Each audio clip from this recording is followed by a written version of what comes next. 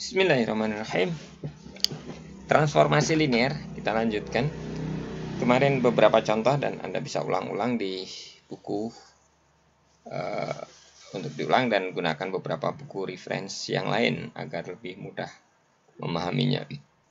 Kita lanjutkan dengan operator linear dari V ke W. Tapi ingat sebelumnya bahwa kita pernah membahas masalah perubahan basis. Ya, jadi ini intinya transformasi sama dengan perubahan basis.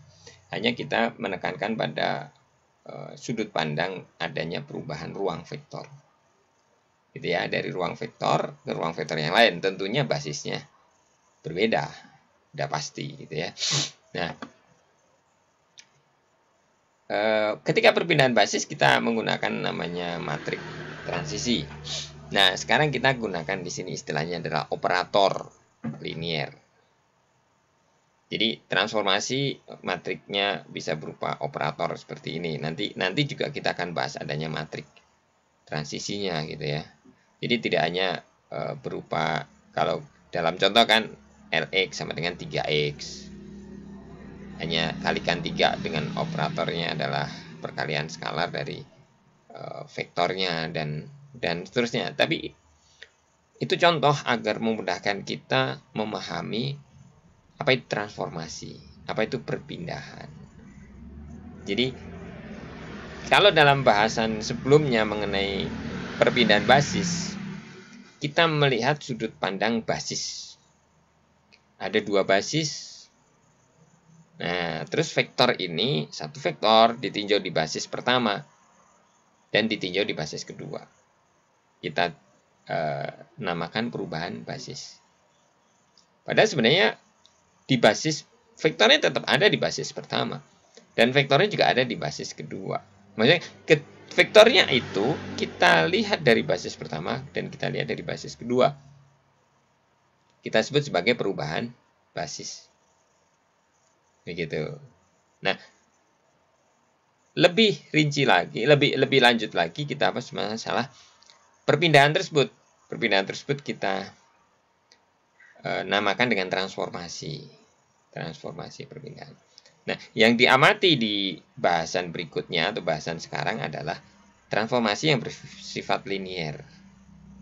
Nah, di mana sudut pandang kita sekarang adalah operator transformasinya. Ya, operator transformasinya. Dan kita lebih banyak menggunakan dua ruang vektor yang berbeda, dari ruang vektor pertama ke ruang vektor yang kedua. Tentunya masing-masing ruang vektor punya basis dan sebenarnya ya mereka perpindahannya dengan perbedaan basis. Namun yang kita amati di sini, yang kita tekankan pengamatannya adalah adanya operatornya. Jadi perpindahan itu dilakukan dengan mengikuti pola yang ada di operator. Oke, sampai di sini bisa diikuti ya. Tolong dibaca berulang sampai hafal, dilatih berulang sampai bisa. Dan mohon maaf, tidak banyak saya bisa memandu latihan karena waktu kita terbatas. Pekan ini adalah pekan pertemuan terakhir dan kita terpaksa harus selesai walaupun pekan pertemuan cuma 12, kemudian ditambah libur, jadi dikurangi libur jadi tambah banyak. Tapi nggak tahu untuk Ale, saya akan mengambil maksimal penyerahan nilai sehingga insya Allah rencana saya pekan depan kita masih lanjutkan karena kita masih punya bahasan yaitu ortogonalitas kemudian nilai eigen. Walaupun nggak akan kita bahas secara rinci tapi minimal Anda pernah membahas itu sehingga untuk mata kuliah lanjutannya Anda pernah membahas gitu loh ya.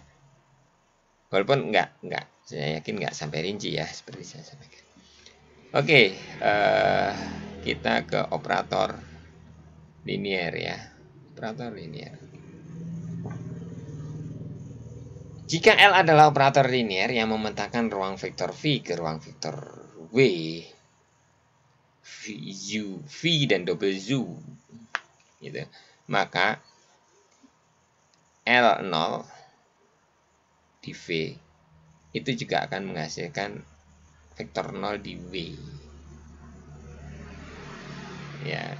Jadi vektor 0 ditransformasi dengan operator itu juga akan menghasilkan vektor 0. Ya. 2.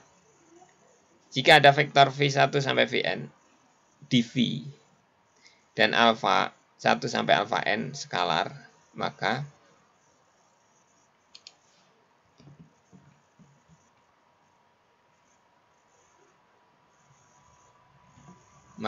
L alfa V1, alfa 2 V2 sampai alfa Vn itu sama dengan alfa 1 LV2 alfa sampai alfa n LVN.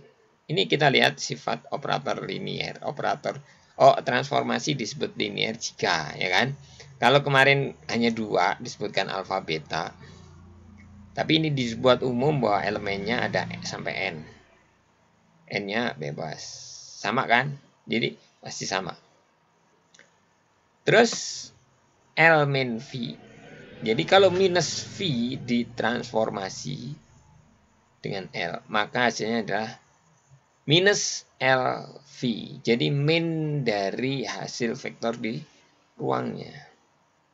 Jadi kalau min V di ruang yang baru juga min gitu. Nah, 3 sifat ini yang mensifati adanya operator linear. L disebut operator linear dari ruang V ke ruang W ke ruang W jika tadi L 0 hasilnya juga 0. Ya. L alfa V1, alfa V2 dan alfa Vn sama dengan alfa 1 LV1 tambah alfa 2 LV2 tambah alfa n LVn. Jadi perkalian skalar di ruang vektor asal sama juga dengan perkalian skalar di ruang vektor hasilnya. Kemudian minus di ruang ini kalau ditransformasi di hasilnya juga jadi minusnya dari vektor yang tidak minus ketika ditransformasi.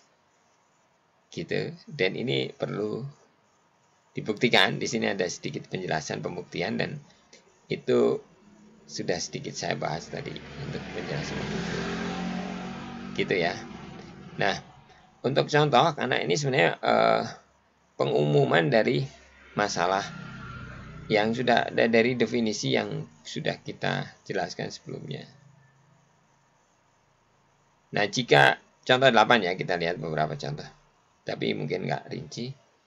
Jika V adalah ruang vektor sembarang, maka operator identitas I didefinisikan oleh IV sama dengan V. Jadi kalau operatornya identitas, maka V juga hasilnya V. Untuk semua V elemen V. Bahwa I adalah transformasi linear yang memetakan V ke dalam dirinya sendiri. Dia sama dengan memetakan pada dirinya sendiri. Nah, kemudian kalau vektornya berupa function ya. Ini C, A, B di R1. Definisikan oleh integral fx dx. Ini kan function. Gimana transformasinya? Ini juga seperti ini. Ya. Nah. Bahwa f itu fungsi satu nggak tahu lah, tapi dia ada integral A, B, fx dx. Berarti f integral dari fx ini f-nya. Kemudian ini ditransformasi. Transformasinya alfa f plus beta g sama dengan integral alfa f beta g x. Kemudian kita uraikan alfa integral fx ditambah beta integral gx. Berarti alfa lf ditambah beta lg. Sama persamaan ini terpenuhi. Dia berarti transformasi linier. Jadi seperti contoh-contoh sebelumnya, walaupun saya tidak banyak bahas, itu vektor itu bisa berupa function, bisa berupa polinom. Ya.